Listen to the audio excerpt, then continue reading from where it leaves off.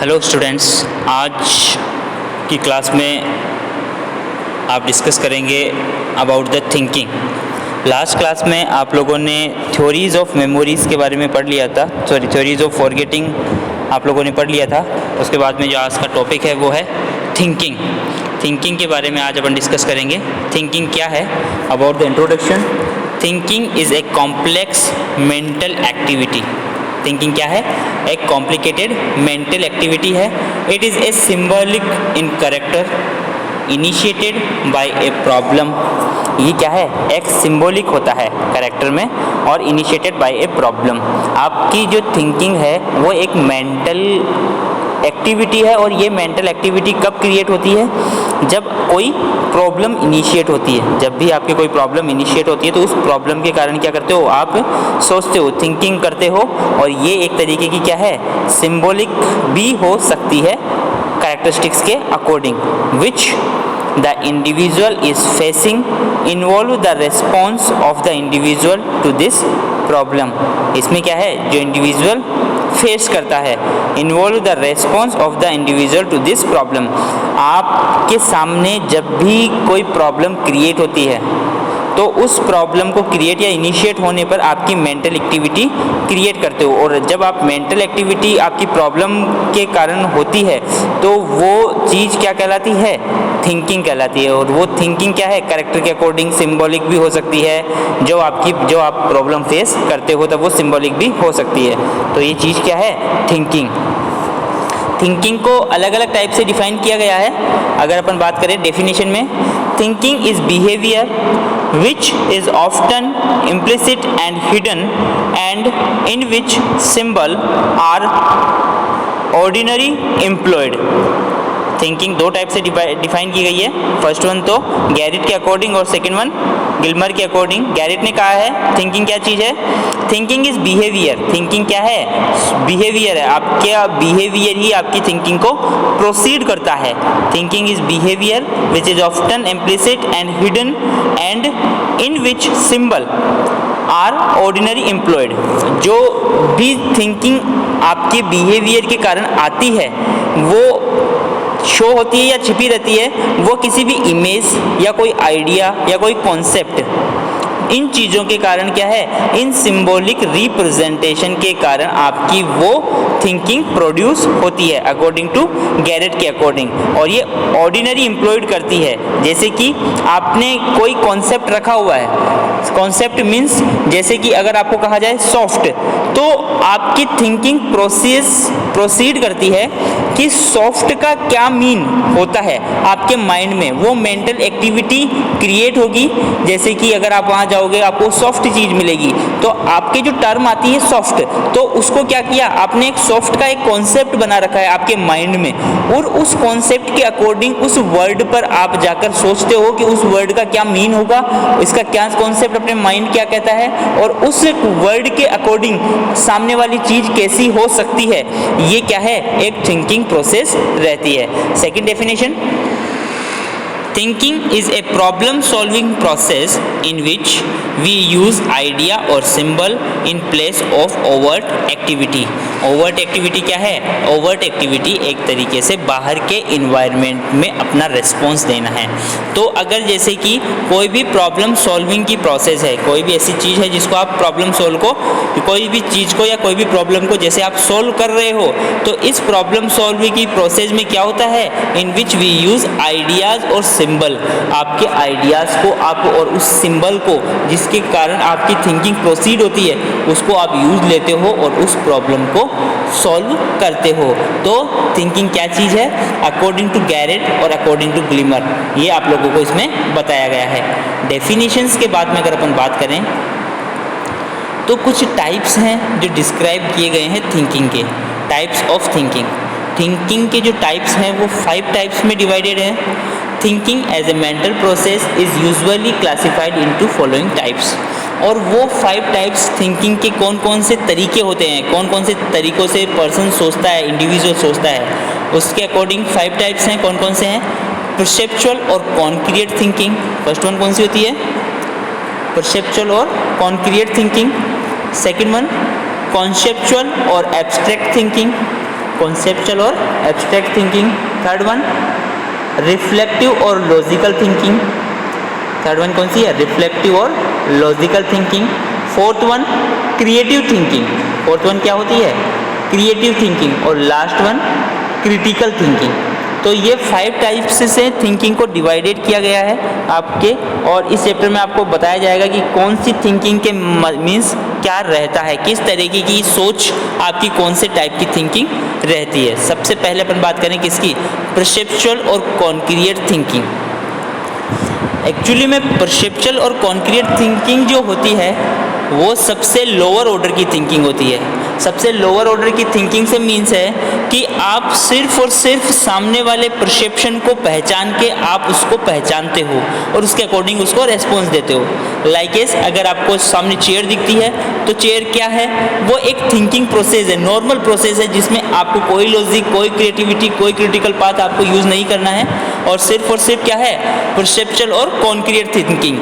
Perceptual thinking is the simplest form of thinking. The basis of this type of thinking is perception. क्या है? Simplest form of thinking कौन सी है? Perceptual और concrete thinking है, जिसमें कि क्या है?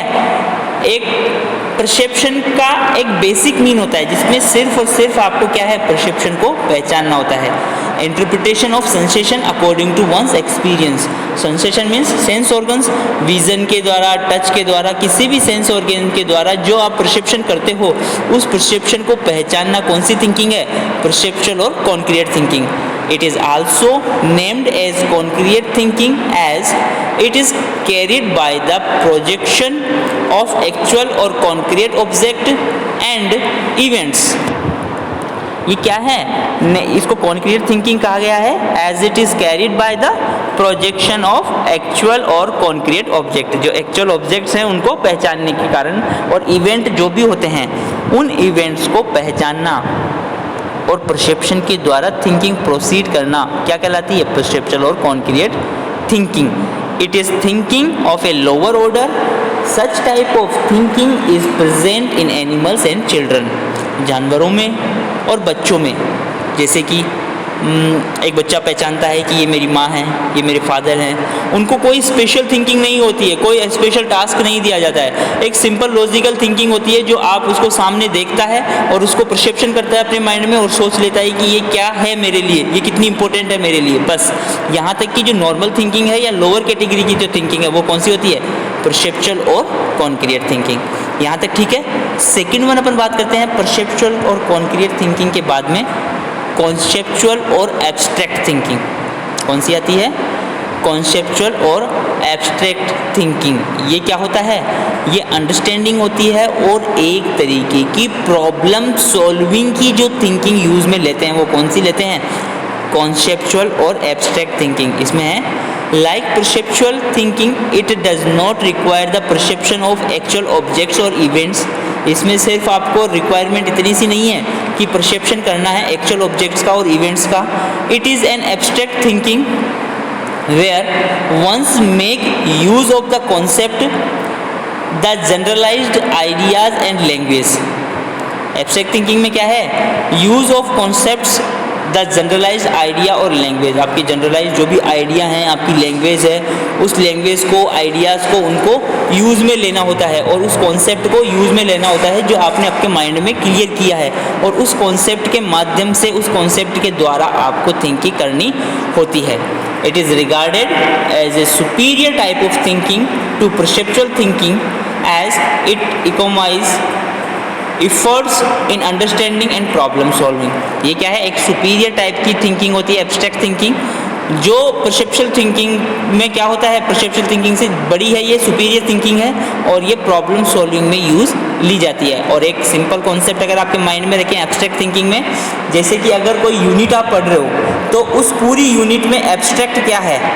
मीन्स मेन इम्पोर्टेंट चीज़ क्या है, मेन टर्मिनोलॉजी क्या है, तो वो एब्स्ट्रैक्ट आपको मेन जो उस चीज़ का मतलब एक उस टॉपिक का सारांश क्या है, मोरल क्या है, तो उस चीज़ को क्या कहेंगे? एक तरीके से अपन कॉन्सेप्चुअल और एब्स्ट्रैक्ट थिंकिंग। ठीक है स्टूडेंट्स, नेक्स्ट अपन बात करते हैं रिफ्लेक्टिव थिंकिंग और लॉजिकल थिंकिंग। रिफ्लेक्टिव थिंकिंग और लॉजिकल थिंकिंग, ये क्या होती है? Reflective thinking at solving complex problems rather than simple problems. Reflective thinking या लॉजिकल थिंकिंग क्या है? रिफ्लेक्टिव थिंकिंग और लॉजिकल थिंकिंग कॉम्प्लेक्स प्रॉब्लम्स जो होती है, जो कॉम्प्लेक्स प्रॉब्लम होती है उनको सॉल्व करने में यूज में ली जाती है, ना कि सिंपल प्रॉब्लम्स को यूज में ली जाती है। प्रॉब्लम सॉल्विंग की प्रोसेस तो कौन कर रहा था? कॉन्सेप्चुअल और एब्स्ट्रैक्ट थिंकिंग। जबकि रिफ्लेक्टिव और लॉजिकल थिंकिंग क्या है? ऐसी प्रॉब्लम्स जो सिंपल नहीं हो, कॉम्प्लेक्स तरीके की प्रॉब्लम हो, उनको सॉल्व करने के लिए रिफ्लेक्टिव थिंकिंग और लॉजिकल थिंकिंग का यूज लिया जाता है। It require organisation of all the relevant experience and finding new way of reaction to a situation. ये क्या है? Organisation of all the relevant experience. उससे क्या है? रिलेवेंट एक्सपीरियंस जितने भी हैं वो उसका ऑर्गेनाइजेशन है, और एक नया तरीका आपकी जो भी सिचुएशन क्रिएट होने वाली है, जो प्रॉब्लम सॉल्विंग आप करने वाले हो, इसका एक न्यू फाइंडिंग कि कैसे आपको रिएक्ट करना है।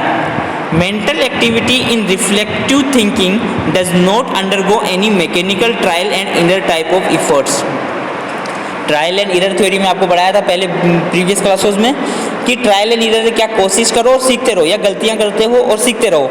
तो जब रिफ्लेक्टिव थिंकिंग और लॉजिकल थिंकिंग का यूज में लिया जाता है तो आपको ट्रायल एंड एरर जैसी चांसेस आपको नहीं मिलते हैं। इसमें मेंटल एक्टिविटी जो होती है वो थिंकिंग की, वो आप अंडरगो किस में नहीं जाओगे? ट्रायल एंड एरर में। There is an insightful cognitive approach. Insightful मतलब आपको आपके माइंड से पता रहता है कि आपको क्या चीज़ करनी है, क्या चीज़ नहीं करनी है, क्या चीज़ सोचनी है, क्या चीज़ नहीं सोचनी है। मतलब आपके सराउंडिंग इन्वायरमेंट्स के बारे में आपको पता होना चाहिए। वो क्या है? इंसाइट प्रेजेंट होना। तो there is an insight cognitive approach, जो आपकी माइंड की अप्रोच जो चल रही है उसमें इंसाइट होनी चाहिए। In reflective thinking it take logic into account in which all the relevant fact are arranged in a logical order। इसमें क्या होता है? all relevant fact, जो भी relevant facts होते हैं वो एक अरेंज किए जाते हैं in logical order so as to arrive at a solution to the problem in hand। तो अब जो भी आप logical thinking लगाते हो तो उसमें क्या होता है? जो भी complex आपकी प्रॉब्लम होती है उसका solution जो होता है वो आपके हाथों में होता है। so logical thinking is useful for the complex problems. ठीक है, नेक्स्ट वन आता है क्रिएटिव थिंकिंग। क्रिएटिव थिंकिंग का अगर आप सिंपल एग्जांपल देखें तो क्रिएटिव थिंकिंग का यूज़ किया जाता है साइंटिस्ट के द्वारा, क्योंकि जो भी साइंटिस्ट होते हैं वो नए नए लेबोरेटरी में एग्जामिनेशन करते हैं, नई नई चीज़ें खोजते रहते हैं। तो उनकी खोज से जो कौन सी सोच के कारण वो खोज आती है वो आती है क्रिएटिव थिंकिंग के कारण। ठीक है, क्रिएटिव थिंकिंग क्या है? Creative thinking is chiefly aim at creating something new. एक ऐसी थिंकिंग जिसमें एकदम नया सोचने की आप क्रिएटिविटी रखते हो। It is in search of new relationship and association of describe and interpret the nature of things. इसमें क्या है? सर्च करते हो आप न्यू रिलेशनशिप और association to describe and interpret the nature of things, events and situation. नई नई चीज़ों को आप सोचते हो, नई नई सिचुएशन को आप देखते हो। It is not bound by any pre-established rules. The individual himself usually formulates the problem and is free to collect evidence and tools for its solution। इसमें क्या है? इसमें कोई भी पहले से ही बाउंड रूल रेगुलेशन नहीं रहते हैं, और फॉर्मुलेशन जो करता है क्रिएटिव थिंकिंग में वो प्रॉब्लम का खुद फॉर्मुलेट करता है प्रॉब्लम को, और फिर उसका कलेक्ट करता है उसके एविडेंस और टूल्स फॉर इट्स सॉल्यूशन, उस प्रॉब्लम का सॉल्यूशन पाने के लिए। जबकि प्रीवियस में क्या था? या तो सिंपल प्रॉब्लम थी या कॉम्प्लेक्स प्रॉब्लम थी, बट जो कैंडिडेट था क्रिएटिव, और वो कैंडिडेट उसकी प्रॉब्लम का सेल्फ से क्रिएशन नहीं कर रहा था, मतलब सेल्फ फॉर्मुलेशन प्रॉब्लम का नहीं कर रहा था। अगर कोई थिंकिंग है जिसमें प्रॉब्लम फॉर्मुलेशन भी सेल्फ की जाए और उस प्रॉब्लम प्रॉब्लम को सॉल्व करने के लिए, सॉल्यूशन निकालने के लिए टूल्स कलेक्ट किए जाएं, एविडेंस लिए जाएं और फिर उस प्रॉब्लम का सॉल्यूशन भी उसके द्वारा ही निकाला जाए, तो वो किस में आता है? क्रिएटिव थिंकिंग में। और thinking of the scientist is an example of creative thinking. और जो साइंटिस्ट हैं वो कौन सी सोच में आते हैं? क्रिएटिव थिंकिंग में ही आते हैं। क्यों? क्योंकि जो वर्ल्ड में कोई भी प्रॉब्लम चलती है उस प्रॉब्लम का पहले वो सर्च करते हैं कि क्या मेजर प्रॉब्लम है जो लोगों को है, उस प्रॉब्लम को खुद सर्च करना, खुद उसके बारे में एविडेंस और डाटा कलेक्ट करना और फिर उसका खुद ही सॉल्यूशन निकालना, ये क्या है? Creative thinking. जबकि लास्ट वन है critical thinking. Critical thinking is a higher order well disciplined thought process. ये क्या है? एक सबसे हायर ऑर्डर और वेल डिसिप्लिन्ड तरीके से, एकदम डिसिप्लिन तरीके से सोची हुई थॉट प्रोसेस है, which involve the use of cognitive skills like conceptualisation, interpretation, analysis, synthesis and evaluation for arriving at N unbiased. मतलब जो पर्सन की क्रिटिकल थिंकिंग होती है उसमें जो कॉग्निटिव स्किल्स होती है माइंड की पर्सन की, वो क्या होती है? उसके सेल्फ कॉन्सेप्ट होते हैं, खुद के कॉन्सेप्ट होते हैं, खुद की चीज़ों का खुद का मीन होता है, इंटरप्रिटेशन उनका क्या क्या निकलना होता है, उन सारी चीज़ों को एनालिसिस उसके द्वारा किया जाता है और सिंथेसिस किया जाता है, और इवेल्युएशन जो करता है, जो चीज़ का सॉल्यूशन मिलता है उस सॉल्यूशन का इवेल्युएशन भी उसके द्वारा ही किया जाता है, ताकि एन अनबायस्ड यानी कि एक valid and reliable judgement of communication, मतलब वो जो भी रिजल्ट दे उसका खुद सेल्फ से इवेल्युएशन करके लोगों को बताता है, ताकि वो जो भी सॉल्यूशन लोगों को दे रहा है वो वैलिड हो, एकदम रिलायबल हो, ट्रस्ट वाला हो, और जो भी जजमेंट हो वो कम्युनिकेट किया जा सके इन्फॉर्मेशन को ऑन बिलीफ्स और एक्शन, खुद के बिलीफ्स के द्वारा दूसरों को भी वो जो सॉल्यूशन है वो लोगों को बताया जा सके। तो वो कौन सी है? Critical thinking. यहाँ तक ये थिंकिंग के 5 टाइप्स होते हैं, वो कौन कौन से हैं? परसेप्चुअल थिंकिंग और कॉन्क्रीट थिंकिंग यानी कि simple thinking according to perception. Second one conceptual और एब्स्ट्रैक्ट थिंकिंग यानी कि आपको सिंपल प्रॉब्लम का सॉल्यूशन जो निकाल कर देता है। रिफ्लेक्टिंग थिंकिंग यानी कि कॉम्प्लेक्स प्रॉब्लम्स का सॉल्यूशन करने के लिए जो थिंकिंग होती है वो लॉजिकल थिंकिंग। और जबकि क्रिएटिव थिंकिंग क्या है? इसमें कोई प्री एस्टैब्लिश्ड रूल्स रेगुलेशन होते हैं नहीं होते हैं, लेकिन जो साइंटिस्ट के द्वारा सोचा जाता है वो क्या है? Creative thinking. जबकि क्रिटिकल थिंकिंग सबसे हायर लेवल की है, जिसमें कि एंड में सॉल्यूशन जो निकलता है उसका एनालिसिस भी और इवेल्युएशन भी सब कुछ इसके द्वारा किया जाता है, और फिर उसको वैलिड और रिलायबल बनाकर और फिर उसको कम्युनिकेट की जाती है चीज़ों को। तो ये क्या है? Critical thinking. Types of thinking के बाद में अपन पढ़ते हैं कुछ elements in development of thoughts. कुछ ऐसे एलिमेंट्स हैं जो आपकी थॉट को डेवलप करते हैं। वो एलिमेंट्स क्या हैं? 5 एलिमेंट्स हैं जो आपकी थॉट को डेवलप करते हैं। फर्स्ट वन आता है image. In thinking we usually manipulate the image of actual object और एक्टिविटी। मतलब thinking we usually manipulate the image, मतलब ऐसी कोई इमेज माइंड में जो कि उसको चेंज कर सके, like a person or seen on actually seen heard or felt. The mind picture symbolise actually object and activities. Thinking we manipulate the image, मतलब उस इमेज को आपकी माइंड पिक्चर में आप सेट कर लेते हो और उस इमेज को आप याद करके, मतलब कोई पर्सन हुआ, कोई सीन हुआ, उस सीन को याद करके आप उस थिंकिंग प्रोसेस पर चले जाते हो कि इस इमेज का क्या मीन्स होता है। ठीक है। सेकेंड वन होता है concept. Concept is convenient tool to use in thinking about the word and in solving problem.